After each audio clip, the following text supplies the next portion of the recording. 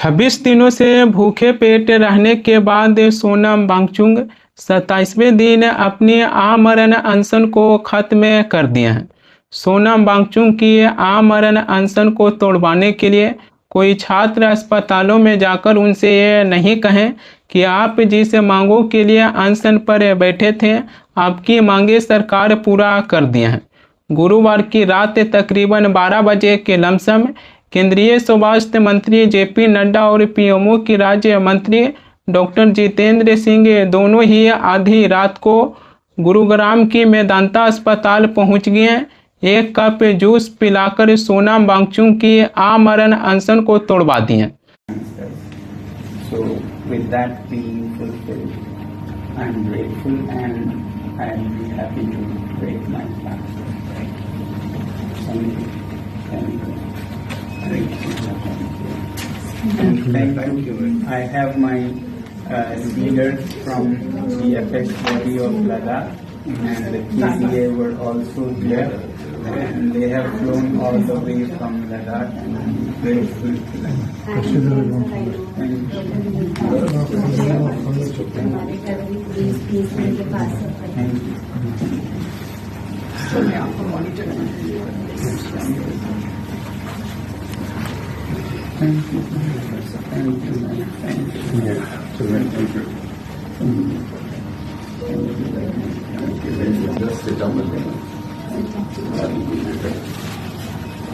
Thank you have always been by my side and support, and I don't want to thank you but express my feelings.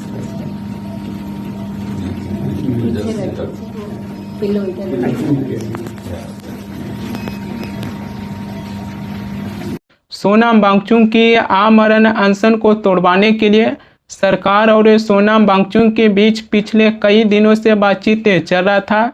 NDTV सूत्र के हवाले से बताए हैं कि देश भर में बढ़ते छात्र प्रदर्शन और सोनम वांगचुक की गिरती स्वास्थ्य को देखते हुए गृह मंत्री अमित शाह, स्वास्थ्य मंत्री जेपी नड्डा और डॉक्टर जितेंद्र सिंह के बीच तकरीबन 4 घंटों तक के लंबी आपातकालीन बैठक किए थे। इस बैठक में सोनम वांगचुक की स्वास्थ्य को सर्वोच्च प्राथमिकता देते हुए उनकी मांगों पर सकारात्मक रवैया अपनाने की फैसला किए थे। गृह मंत्री अमित शाह अपने मंत्री जितेंद्र सिंह को ये निर्देश दिए थे, जिसके बाद डॉक्टर जितेंद्र सिंह सोनम वांगचुक के पत्नी गीतांजलि के पास फोन कर सरकार की प्रतिबद्धता को भरोसा दिलाते हुए सोनम वांगचुक से आमरण अनशन खत्म करने के लिए अनुरोध किए थे। सरकार के द्वारा सबसे पहले सोनम वांगचुक की आमरण अनशन को खत्म करवाने के लिए उनकी पत्नी गीतांजलि से पहले ही फोन पर बातचीत कर उन्हीं से सरकार अनुरोध किए थे कि अपनी पति सोनम वांगचुक को आमरण अनशन खत्म करवाने के लिए मनाएं। सोनम वांगचुक को आमरण अनशन तोड़ते ही कॉकरोच जनता पार्टी के संस्थापक अभिजीत दीपके अपनी खुशी जताए हैं। अभिजीत दीपके का कहना है कि सोनम वांगचुक की जिंदगी इस देश के लिए बेहद ही कीमती है। हेलो एवरीवन, सोनम सर ने अपना हंगर स्ट्राइक तोड़ दिया है, तो इससे हमें बहुत ही खुशी और राहत मिली, क्योंकि सोनम सर की जो लाइफ है वो इस देश के लिए बहुत ज्यादा कीमती है। कॉकरोच जनता पार्टी का जो प्रोटेस्ट है जंतर मंतर पर, वो वैसे ही चलता रहेगा जब तक धर्मेंद्र प्रधान इस्तीफा नहीं देते। सोनम सर का जो सैक्रिफाइस रहा है 26 दिनों का, उसे हम वेस्ट नहीं जाने देंगे। जो दिल्ली पुलिस ने ब्रूटैलिटी करी है स्टूडेंट्स के अगेंस्ट, उन स्टूडेंट्स की जो सैक्रिफाइस थी उन्हें हम वेस्ट नहीं जाने देंगे। तो हमारा प्रोटेस्ट तब तक चलता रहेगा जब तक धर्मेंद्र प्रधान रिजाइन नहीं करते। Thank you. सोनम वांगचुक सरकार के मंत्रियों से मुलाकात किए हैं, इसकी भी जानकारी विस्तार से दिए हैं। सोनम वांगचुक का कहना है कि सरकार के मंत्रियों के साथ हमारी 3 प्रमुख मांगों पर चर्चा हुआ।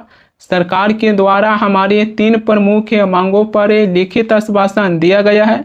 इसी के आधार पर मैंने अपने आमरण अनशन को खत्म करने की फैसला किया है। सरकार की तरफ से सोनम वांगचुक को पहला आश्वासन दिया गया है कि प्रदर्शनकारियों पर कोई केस दर्ज नहीं होगा।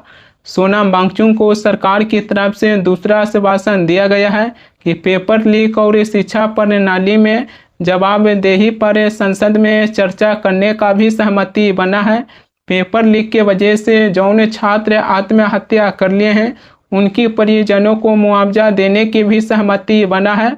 सोनम वांगचुक का कहना है कि 65 सांसद हमें आश्वासन दिए हैं कि इस मुद्दे पर सदन में चर्चा करेंगे। शिक्षा मंत्री धर्मेंद्र प्रधान की इस्तीफा को लेकर सोनम वांगचुक जानकारी दिए हैं कि इस मामले पर केंद्र सरकार की तरफ से हमें कोई भी आश्वासन नहीं दिया गया है।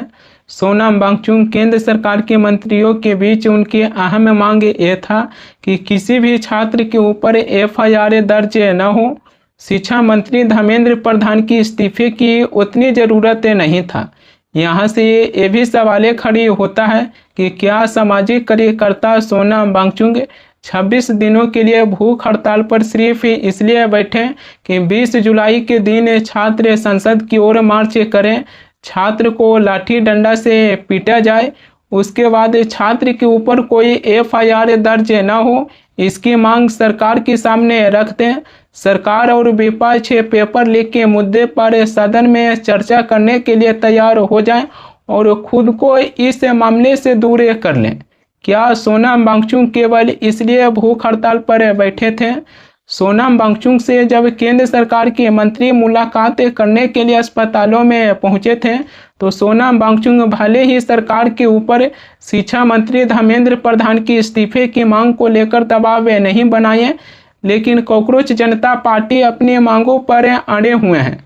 कॉकरोच जनता पार्टी का कहना है कि हम शिक्षा मंत्री धर्मेंद्र प्रधान की इस्तीफा लेकर रहेंगे।